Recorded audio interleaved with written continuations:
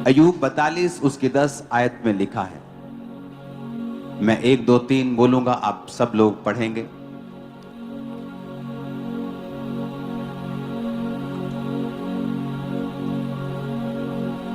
एक दो तीन सब पढ़ेंगे।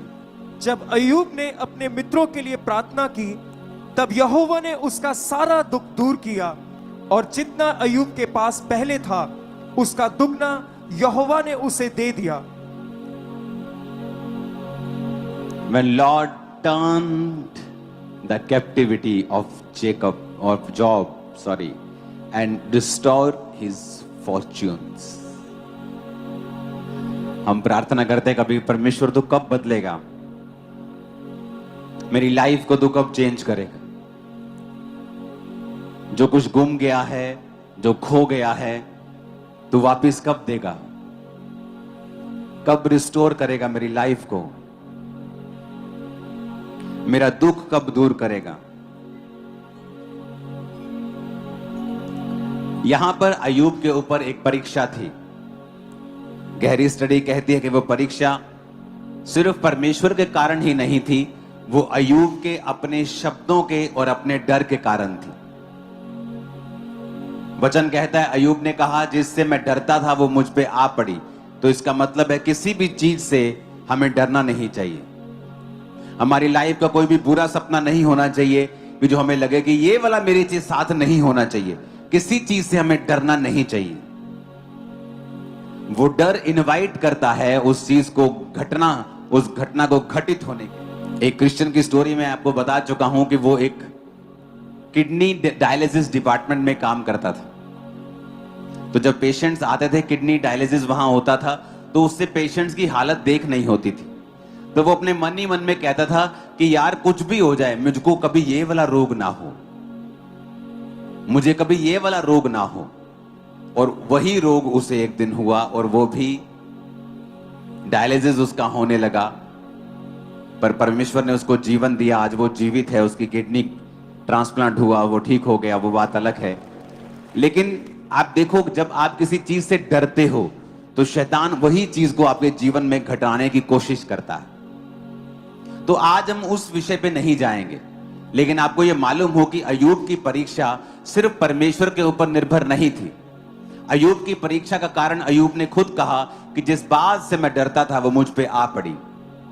लेकिन वो धर्मी था, लेकिन वो पवित्रताई में था, परमेश्वर के करीब था, विधवाओं का रखवाला था, अनाथों का सहायक था, परदेशियों को हाल चाल उनका जबरदस्ती वो पूछ लेता था। इसलिए परमेश्वर ने उसे सबसे ऊंचा किया था। लिखा पूर्वी देशों में वो सबसे बड़ा था, सबसे ज्यादा ऊंट, बैल, घोड़े, बकरे, सबसे ज्यादा भेड़ें उसके पास थी, सबसे ज्यादा पवित्रताई में भी वही था। और बाइबल कहती है कि धन परमेश्वर की आशीष से मिलता है और वो उसके साथ दुख नहीं मिलाता। तो परमेश्वर ने उसको धन भी दिया था, उसको आशीषित भी किया था।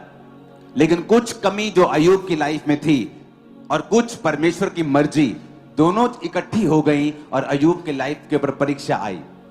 जब उसका सब कुछ चला गया, अंत में बीमार हो गया और ठीकरा लेकर अपने फोड़ों के ऊपर वो खुजलाने लगा और उसके 3 दोस्त उसके पास आए। जब 3 दोस्त उसके पास आए तो 7 दिन तक कोई बात नहीं की। 7 दिन वो भी साइलेंट है, उसके दोस्त भी साइलेंट हैं। और साइलेंट इसलिए थे क्योंकि वो जताना चाहते थे कि हमारा जो तेरा जो दुख है, हमें भी बहुत दुख लगा है। लेकिन उसके दोस्त जब बात करने लगे अय्यूब से और कहने लगे कि तूने कुछ ना कुछ तो पाप किया होगा, तूने कुछ ना कुछ तो गलती की होगी, ऐसे ही परमेश्वर का दुख तेरे ऊपर नहीं आया। सर्वशक्तिमान कभी गलती नहीं करता। ऐसा इतना बड़ा भयानक दुख तेरे पे आया है, तूने पक्का घमंड किया होगा, तूने पक्का कोई मुश्किल की होगी, तूने पक्का कोई गलत काम किया होगा। क्योंकि सर्वशक्तिमान तो न्याय करने वाला परमेश्वर है, वो अन्यायी नहीं है। तो पक्का तूने कुछ किया है। और लेकिन अय्यूब अपनी बात पे खड़ा रहा कि मेरी कोई गलती नहीं है, मेरा कोई अपराध नहीं है, मेरा कोई पाप नहीं है। और वो लगातार अपने आप को कोसता रहा और लगातार अपने जन्मदिन को कोसता रहा और अपने मृत्यु की आस लगाता रहा और अपने दोस्तों को बोलता रहा और अपने आप को डिफेंड करता रहा। एंड में परमेश्वर आते हैं और दोनों के बीच में बीच बचाव करते हैं। और परमेश्वर कहते हैं, क्योंकि एक चौथा व्यक्ति भी आता है जो उन चारों को गलत ठहराता है, उसके बाद परमेश्वर की एंट्री होती है। और परमेश्वर कहते हैं तेरे 3 दोस्त भी गलत हैं, क्योंकि इन 3 दोस्तों ने तुझे परखने में गलती की है।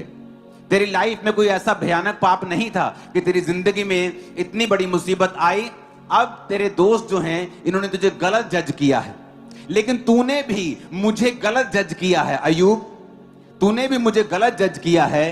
तूने भी समझा नहीं कि ये परीक्षा तेरे ऊपर क्यों आई है, और तू अपने जन्मदिन को धिक्कार रहा है और मुझे कोस रहा है। तो परमेश्वर ने उन तीनों को भी गलत ठहराया, परमेश्वर ने अय्यूब को भी गलत ठहराया।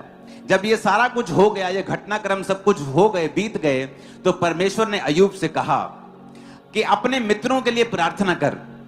जब तू अपने मित्रों के लिए प्रार्थना करेगा तो मैं जो तेरा है तुझे लौटा दूंगा। सब बोलो हालेलुया। अब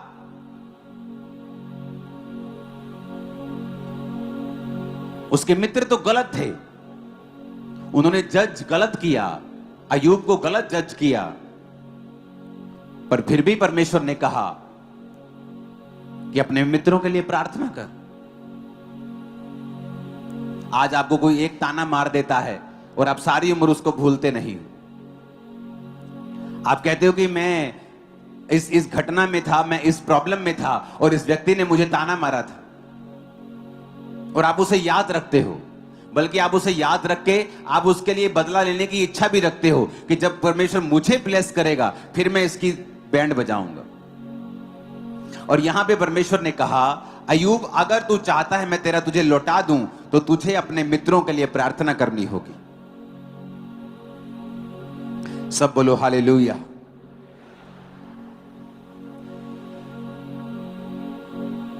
तुझे अपने मित्रों के लिए प्रार्थना करनी होगी। और वचन कहता है अय्यूब ने जब अपने मित्रों के लिए प्रार्थना की, यहोवा ने उसका सारा दुख दूर कर दिया। सारा दुख।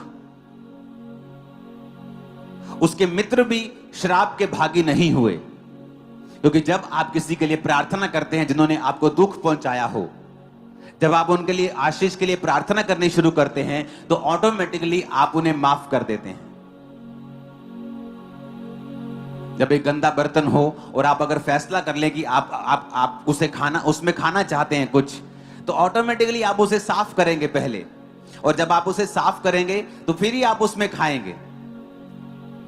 तो जब आप ऑटोमेटिकली ये फैसला कर लेते हैं अपने दूसरे लोगों के लिए प्रार्थना करने का, चाहे उन्होंने आपके लिए दुख दिया हो, चाहे वो परमेश्वर का दास हो, चाहे वो आपकी फैमिली हो, चाहे किसी कोई दुख देने वाला हो, चाहे वो आपके अगुवे हो, चाहे वो कोई भी जन हो, जब आप प्रार्थना करना शुरू करते हैं तो वचन कहता है कि परमेश्वर आपको आशीष देना शुरू करता है। आज हम परमेश्वर के वचनों को पढ़ेंगे, फिर से हम जाएंगे गलातियों 6 उसकी 2 आयत को पढ़ेंगे। उसमें लिखा है तुम एक दूसरे का भार उठाओ और इस प्रकार मसीह की व्यवस्था को पूरा करो। अब उसने ये नहीं लिखा है कि तुम एक दूसरे का भार उसी का उठाओ जो क्रिश्चियन है, तुम सिर्फ मसीह लोगों का भार उठाओ। उसने ऐसा नहीं लिखा। वचन कहता है कि प्रभु यीशु मसीह ने सब जातियों के लिए, सब लोगों के लिए अपने लहू को बहाया। यीशु मसीह के पास सामरी आया, यीशु मसीह के पास लोग आए, सब लोग परमेश्वर ने चंगे किए, सब लोगों को आशीष दी। अब परमेश्वर कहता है एक दूसरे का क्या उठाओ?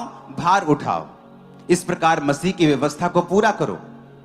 लेकिन हम में से कितने लोग हैं जो एक दूसरे का भार उठाते हैं? आज जो कलीसिया है मोस्टली वो सेंटर्ड है, उसका जो प्रार्थना का सेंटर है वो खुद है। वो आज सीखने आई है कि मैं अपनी लाइफ में और बरकत कैसे पाऊं।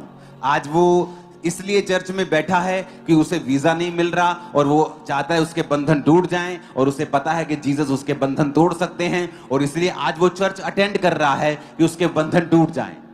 आज कोई दुष्ट आत्मा का ग्रसित है, वो चर्च में बैठा है कि उसे पता है कि यहाँ पर दुष्ट आत्माओं से बंधन से आजादी मिलती है, तो वो यहाँ बैठा है। इसलिए हम सब लोग सेल्फ सेंटर्ड हैं। हमारा जो मकसद है यहाँ आने का, प्रार्थना करने का, वो खुद हम ही हैं।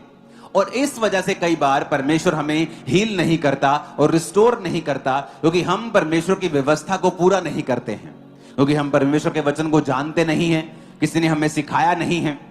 और इसलिए वचन ये कहता है कि तुम एक दूसरे का भार उठाओ जिससे कि मसीह की व्यवस्था को पूरा करो। इसलिए परमेश्वर ने कहा था अय्यूब को कि अय्यूब अपने दोस्तों के लिए प्रार्थना कर। जब तू अपने दोस्तों के लिए प्रार्थना करेगा तो रॉन्ग जजमेंट की वजह से जो उनकी लाइफ पे कर्स है मैं वो खत्म कर दूंगा और मैं तुझे भी आशीषित करूंगा।